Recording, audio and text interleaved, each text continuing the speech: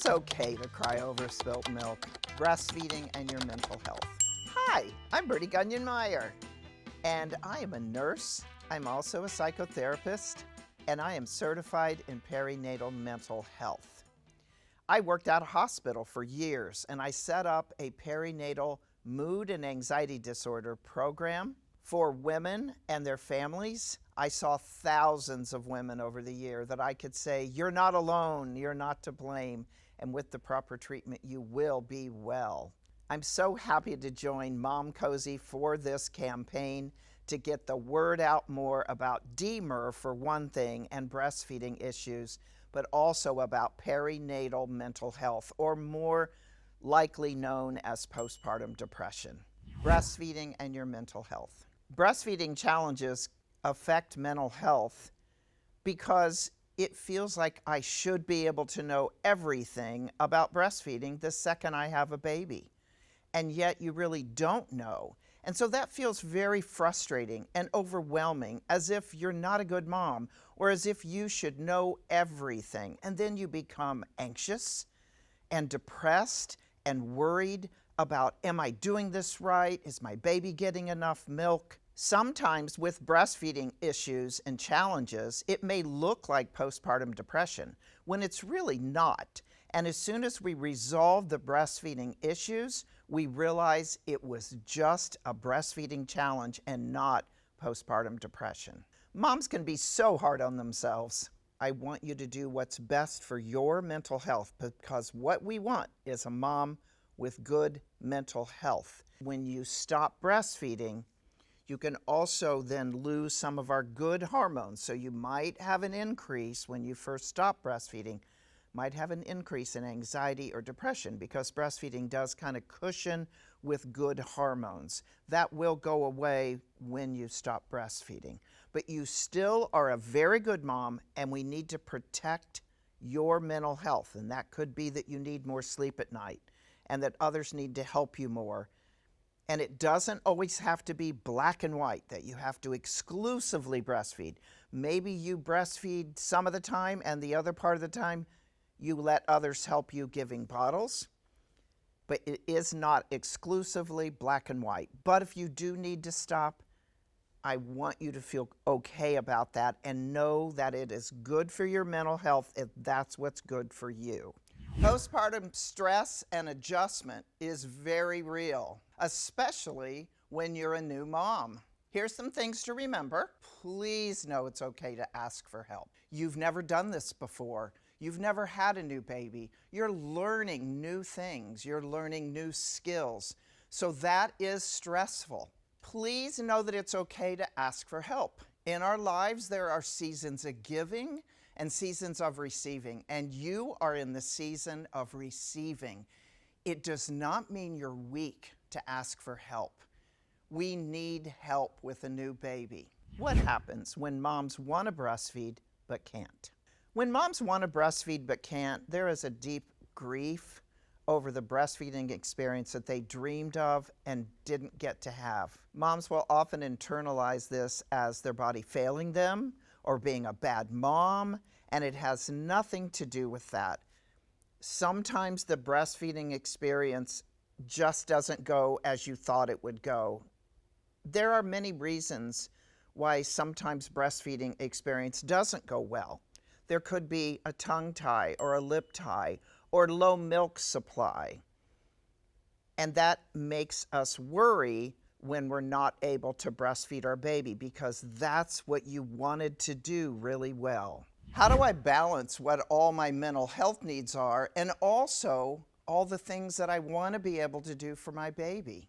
Balancing everything is really hard. You've never learned how to sleep with a baby. You've never done that before. So now you have to learn. Babies get up often. They eat a lot all evening long. They want to breastfeed constantly in the evening. That's okay. That's normal. They're storing up for nighttime. Don't try to hold them off. Let them eat. You want to make sure that you're doing good self-care. It's hard to remember that you have to take care of you too while taking care of a baby. You need to make sure you're eating well. And that's hard. You've never eaten with a baby. So sometimes it's so busy, you have to learn eating snacks like granola bars, like cheese sticks, having them right next to you when you're ready to breastfeed.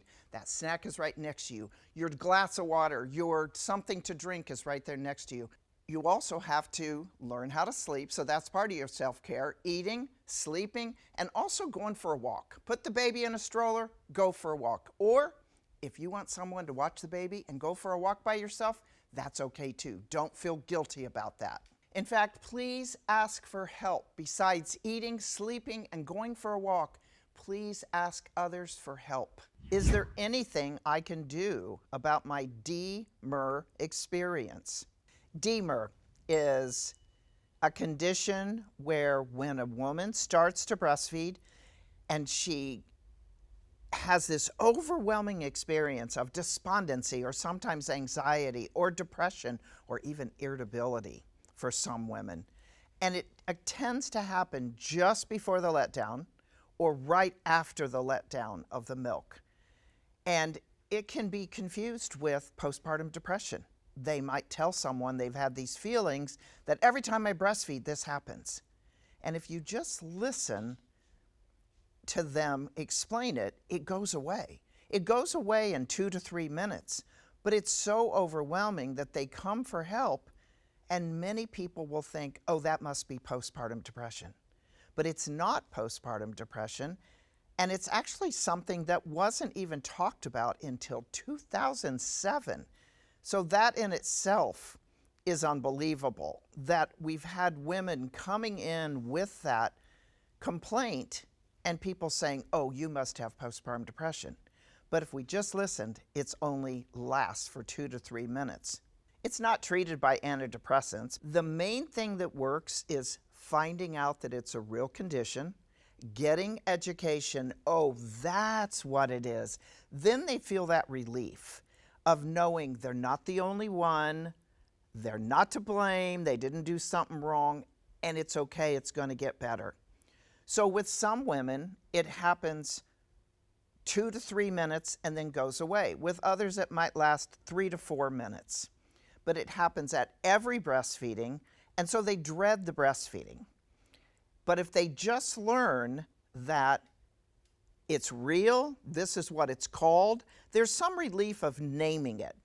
And then some of the anecdotal stories are drinking a glass of ice water while they're starting to breastfeed tends to help with the D-MER, or saying, here we go, it's gonna happen, and they might do some deep breathing during it, or even distraction, putting on music, watching a movie at that same time to distract, and telling themselves, that voice in the head that says, this is only gonna last a few minutes, and it's okay. I know it's gonna happen. For some people, it goes away in 3 months. For some people, they have it happen all through their entire breastfeeding experience.